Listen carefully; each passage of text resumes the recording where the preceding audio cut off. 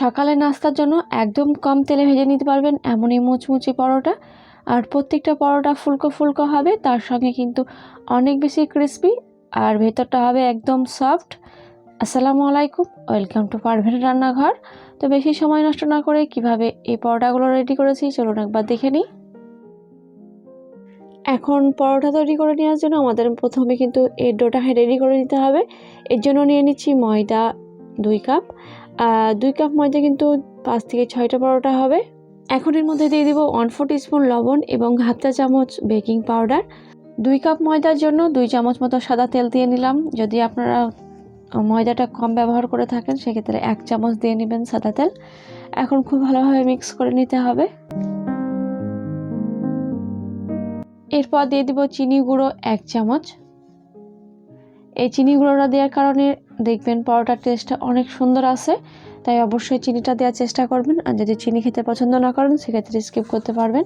চিনিটা মিক্স করে নেওয়া হয়ে গেলে এর মধ্যে হালকা কুসুম গরম পানি দিয়ে একটা ডো রেডি করে নিতে হবে। এই ডোটা রেডি করে নেওয়ার জন্য বেশি গরম পানি ব্যবহার করা যাবে না, একটা আঙুল দেখবেন হাত দিয়ে রাখা যাচ্ছে সেই রকম পানি গরম নিয়ে একটা সফট ডো রেডি করে নিয়েছি। আর এই ডোটা কতটা সফট করেছি সেটা দেখে বুঝতে পারবেন। আমি উপর দিয়ে একটু তেল ব্রাশ করে নিলাম, এরপর রেস্টে রেখে দেবো যাতে করে ড্রাই না হয়ে যায়। ময়দাটা রেস্টে রাখা থাক, ততক্ষণ আমাদের অন্য একটা কাজ করে নিতে হবে।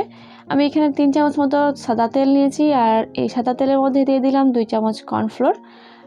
আমাদের পরোটা তৈরি করার ক্ষেত্রে এইটা কিন্তু লাগবে, যদি কর্নফ্লোর না থাকে সেক্ষেত্রে আপনারা ময়দা দিয়ে এটা মিক্স করে নিতে পারবেন।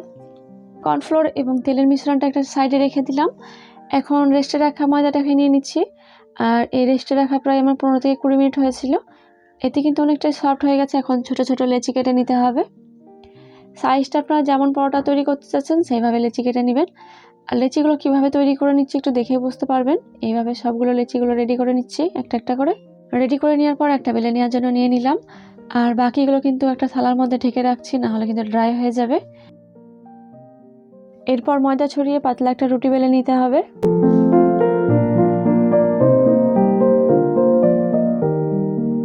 এইভাবে আমার একটা রুটি বেলে নেওয়া হয়ে গেল। আর আগে থেকে যে কর্নফ্লোর এবং তেলের মিশ্রণটা রেখেছিলাম সেটা এখন এর মধ্যে দিয়ে দিতে হবে। তো 1 থেকে 2 চামচ দিয়ে দিচ্ছি, আর প্রত্যেকটা সাইডে খুব ভালোভাবে ছড়িয়ে নিতে হবে।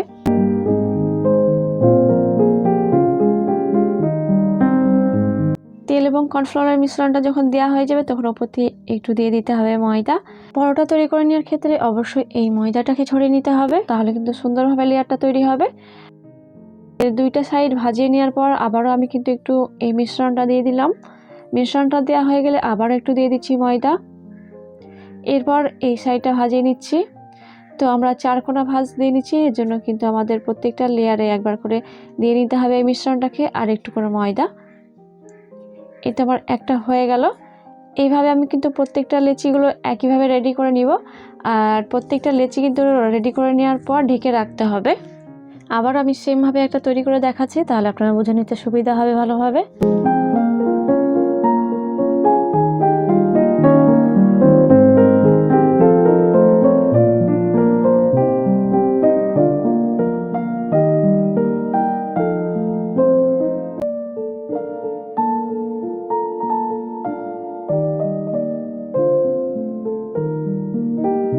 এই তো একে একে সব লেচিগুলো বেলে নেওয়া হয়ে গেছে।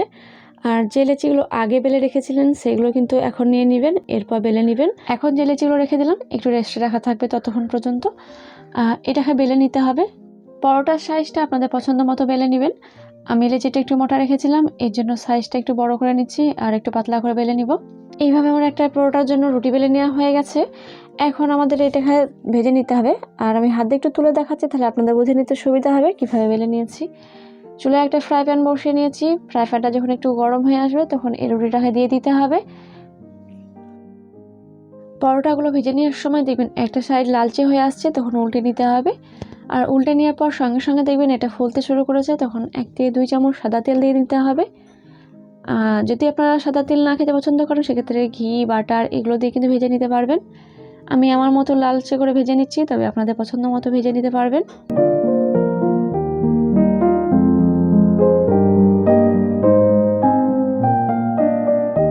এইভাবে পরোটাগুলো তৈরি করলে প্রত্যেকটা পরোটাই কিন্তু ফুলে উঠবে। আর এই পরোটাগুলো কিন্তু অনেক বেশি ক্রিস্পি এবং ভেতরটা কিন্তু অনেকটাই সফট হয়। তো আমার একটা ভেজে নেওয়া হয়ে গেল, সেমভাবে কিন্তু আমি আরেকটা ভেজে দেখাচ্ছি।